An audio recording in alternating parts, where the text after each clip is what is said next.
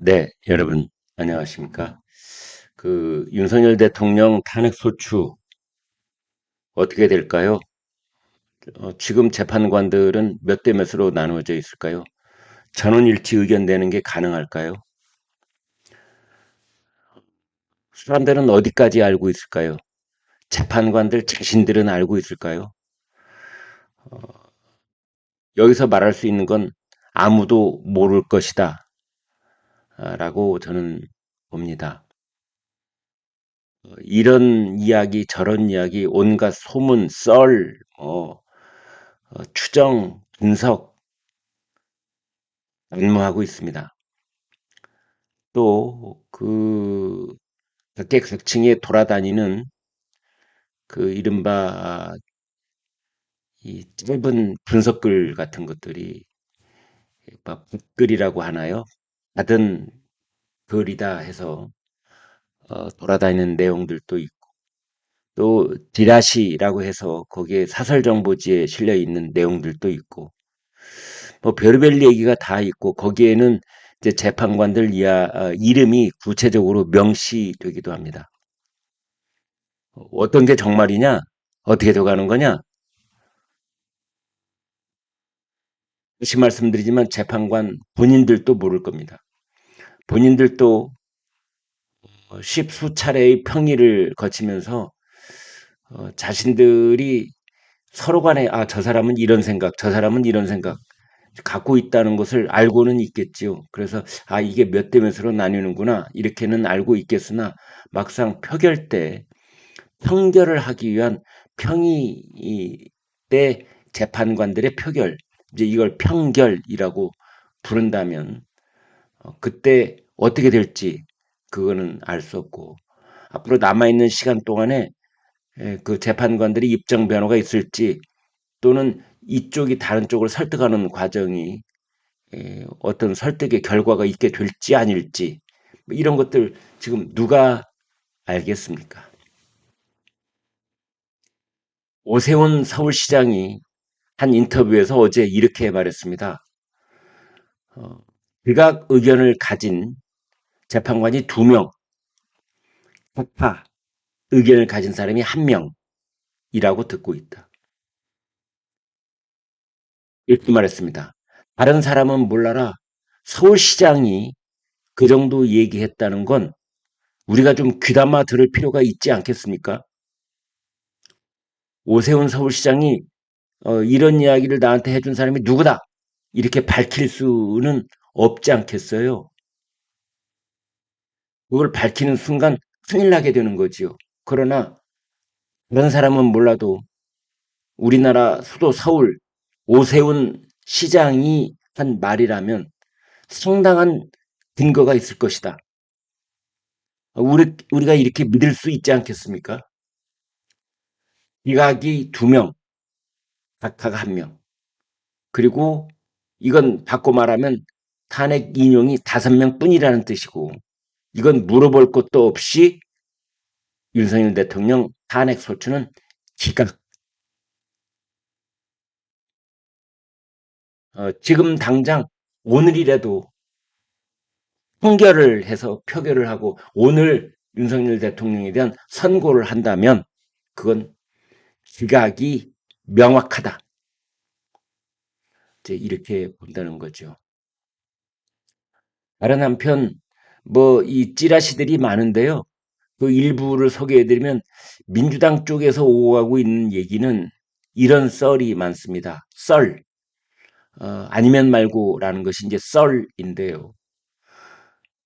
지금까지는 탄핵 인용이 8명이었다. 그런데 한 명이 최근에 들어서 각의 의견을 강하게 주장하고 있다. 그래서 헌재가 재판관은 8명 전원 일체 의견을 내기 위해서 그 마지막 1명을 붙잡고 지금 설득하고 있는 중이다. 그런가 하면 이제 반대쪽에 찌라시도 있습니다. 반대쪽에서는 뭐라고 하고 있느냐? 헌법재판관 8명 중에 6명이 기각 혹은 각하 의견을 완강하게 가지고 있다. 절차적 정당성을 문제 삼아서 절차적 정당성 얘기는 다시는 이제 하지 않을래요. 제가 그 얘기를 한 100번은 한 것 같습니다. 과장 좀 섞어서 그렇습니다. 그러니까 이 절차적 정당성에 관한 얘기는 뭐 허영 교수도 뭐 수십 차례 이야기를 했기 때문에 다시 한번만 간략하게 요약을 해드린다면 작년 12월 7일 날 윤석열 대통령 1차 탄핵소추안이 부결됐을 때 그때 우원식 국회의장이 그것을 표결 불성립이라고 했던 말 자체가 이건 절차적 정당성을 크게 함의하고 있다. 그런데 이제 회기가 바뀌면서 그 결국은 표결 처리가 되기는 했습니다만 이제 그 얘기를 꺼내는 사람부터 있는 거고요. 그 다음에 탄핵소추안이 헌재로 넘어간 뒤로 국회 대리인단이 거기서 내란죄를 철회한 부분, 공수처가 내란죄 수사권이 없는 부분, 그리고 박종근, 홍장원 두 사람의 증언과 증거물 제시 그 두 가지가 다 완전히 오염돼 있다는 것. 그리고 그것을 확인하기 위한 추가 변론을 하지 않았다는 것. 그리고 윤석열 대통령에 대한 방어권이 철저하게 무시됐다는 것. 그 다음에 형사소송법에 따른 균형 그 조치가 이루어지지 않았다는 것. 그리고 증거물로 채택할 수 없는 현재 재판 중인 검찰의 그 이 조사 기록이 헌재로 송부돼 왔다는 것. 뭐 이런 것들, 그런 것들이 절차적 정당성을 그 뿌리부터 흔들어 버리는 것이기 때문에 이것은 심리를 했다 안 했다 이런 이야기를 하는 것 자체가 이건 부당하다. 따라서 열쇠가 자물통을 열 수 없으므로 이 자물통을 열어볼 수 없었다라고 해야 된다. 자물통 안에 그 상자 안에 뭐가 들어있는지 인용이 들어있는지 기각이 들어있는지 그걸 따져볼 필요가 없다. 그건 박사. 그 의견이 6명이다. 뭐 이런 얘기까지 있습니다. 오늘 그 이런 사설도 있습니다. 아무튼 이 국면에는 윤 대통령과 이재명 대표가 직접 탄핵소추안에 대한 그 선고에 대한 승복을 선언하라. 이제 그러고 있습니다. 헌법재판소의 대통령 탄핵 심판 선고가 임박했지만 더불어민주당과 국민의힘은 거리에서 지지층을 결집하며 대립 수위를 높여가고 있다. 헌재가 탄핵 심판 선고일을 지정하게 되면 탄핵 찬성과 반대 측은 헌법재판소 주변에 경쟁적으로 집결하고 그만큼 충돌 위험도 커질 것이다. 그러나 정치권은 분열과 갈등을 낮추기는커녕 반대로 갈등하고 있다. 이제 이런 건데요. 민주당 쪽 얘기부터 좀 해보겠습니다. 민주당은 헌법재판소가 윤석열 대통령에 대한 파면 선고를 할 때까지 도부 행진을 계속하기로 하고 있는데 박찬대 원내대표는 헌재의 판단을 존중하는 것은 정치인으로 당연하다라고 했지만 당 차원에서 공식적으로 승복 입장은 나오지 않았습니다. 이재명 대표가 유튜브에서 지나가는 말로 헌법 질서에 따른 결정에 당연히 승복할 것이라고 했을 뿐입니다. 반면에 국민의힘의 권성동 원내대표는 당의 공식 입장은 헌재의 판단 결과에 승복하겠다는 것이다 라고 분명하게 밝혔습니다. 국민의힘 지도부는 탄핵이 기각될 경우 밀란이 일어날 것이라는 선동도 있는데 민주당은 한시라도 빨리 헌재 결정에 승복할 것임을 분명하게 밝히고 이렇게 주장을 하고 있습니다.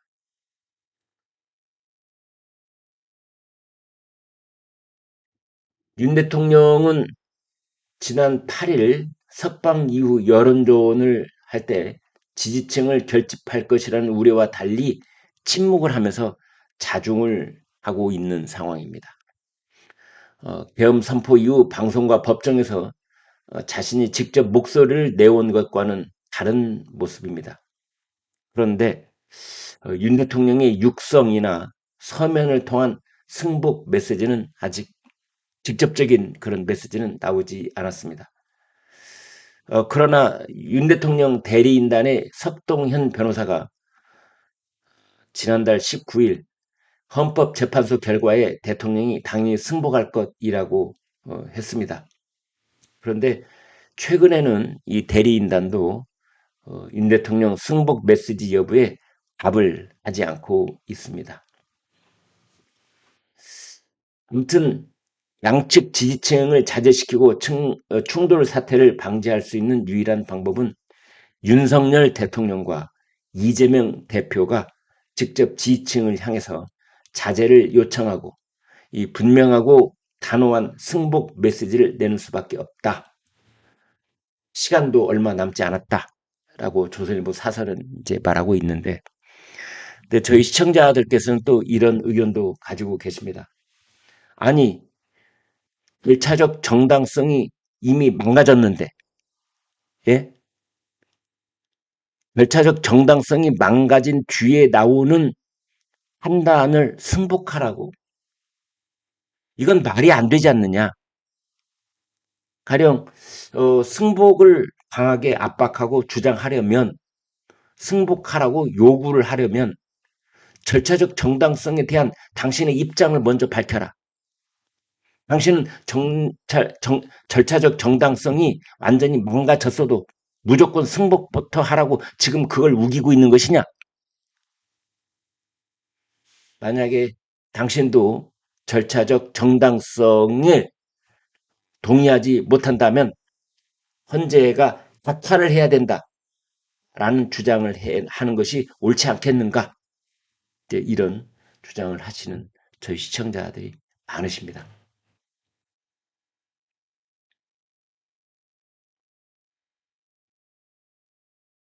지금 윤석열 대통령 선고를 앞두고 뭐 여당 쪽에서는, 국민의힘 쪽에서는 아무튼 그런 얘기를 하고 있습니다. 탄핵보다 무서운 것이 분열이다.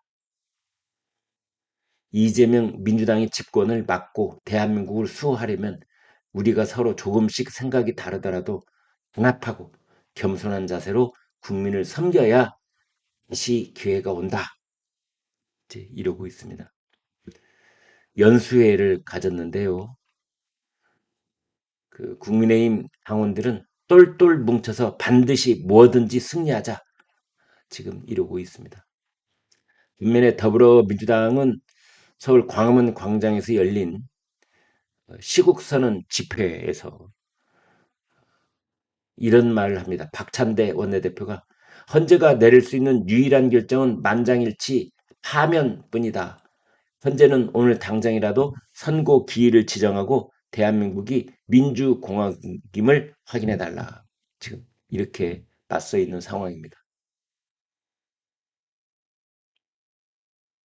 더불어민주당은 이미 결정이 난 듯이, 그리고 조기 대선이 확정이라도 된 듯이 벌써 경선 룰을 놓고 전쟁을 치르고 있습니다.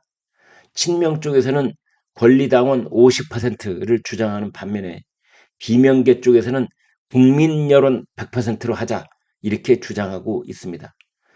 대선 후보 선출을 위해서 룰 세팅 작업을 하고 있는 중입니다. 당 지도부는 경선 선거인단 구성을 논의하고 있고요. 친명 쪽에서는 총선 때, 지방선거 때와 같아야 된다라는 것이고, 비명 쪽에서는 이재명의 들러리를 서는 경선은 절대 안 된다. 이렇게 맞서 있습니다. 김용현 전 국방장관, 어제 내란 혐의 첫 재판이 열렸는데 이런 말을 했습니다. 야당 쪽의 패악질이 계엄의 원인이었다라고 말했습니다.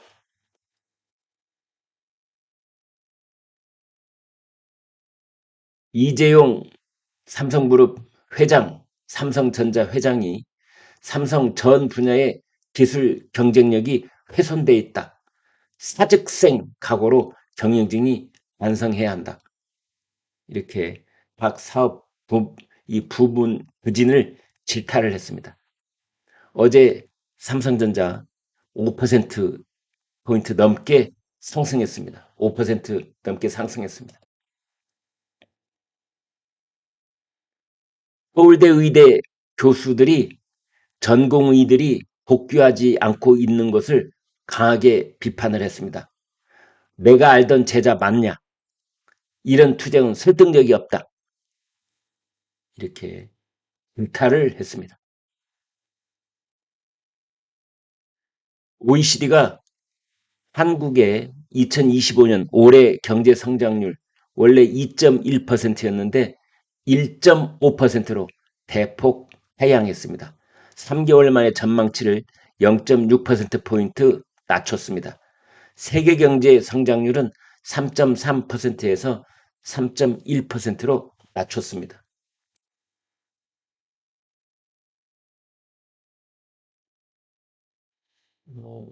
지방자치단체가 지금 인구 절벽의 그 위기에 놓여 있는데 일부 절벽 지자체 중에 일부에서는 해외 난민도 환영한다 이루고 있답니다.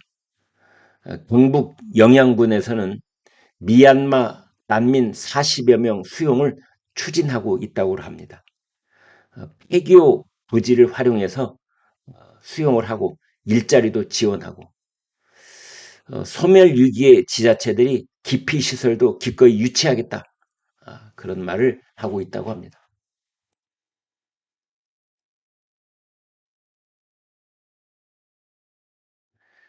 미국이 한국을 민감 국가로 지정한 문제가 지금 크게 뉴스가 되고 있는데 미국 에너지부가 밝히기를 연구소 보안 문제 때문이었다라고 했다는 겁니다. 정책 문제 때문이 아니다. 이렇게 지금 정부가 뒤늦게 파악한 내용을 공개하고 있습니다. 여러분 사진 몇 장 보여드리겠습니다. 모니터를 함께 보시죠. 오늘 아침 뭐 눈폭탄이 서울에는 내려 있더라고요. 3월 18일 아침 서울의 최고 눈 10cm 이상 쌓여 있습니다. 가장 늦은 대설주의보다 강원도 영동 동해안 지역에 많게는 30cm 이상 눈이 내렸습니다. 지금 보시는 사진은 강원도 동해시 의회 앞에 있는 매화나무에 활짝 핀 매화꽃 그리고 소복하게 쌓인 눈 한 폭의 그림 같은 풍경을 자아냈다. 이렇게 보실 수 있겠습니다. 다음 사진 하나 더 보여드립니다. 왼쪽은 한풍 겨울 사진이고요. 오른쪽은 봄이 찾아왔습니다. 겨울 사진 먼저 보여드리면 이렇게 되어 있습니다. 강원도 양양군 서면 보령령 눈이 내려 쌓여있는 곳에 이렇게 굽이치는 도로의 모습입니다. 네, 그런가 하면은 이곳은 경기도 수원시 경기아트센터 인근에 있는 산수유가 활짝 핀 모습입니다. 그래서 이 두 장의 사진을 이렇게 견주어 놨습니다. 어제 사고가 있었죠. 인명 피해는 없었지만 180억짜리 헬리콥터 수리온하고 30억짜리 무인기가 충돌을 해가지고 완전히 불타는 그런 모습이었습니다. 우리 군이 어디가 나사가 빠져도 단단히 빠져 있다. 뭐 이런 얘기가 지금 연일 나오고 있는데 또 사고가 발생하는 겁니다. 네, 여기까지 보겠습니다. 여러분 고맙습니다.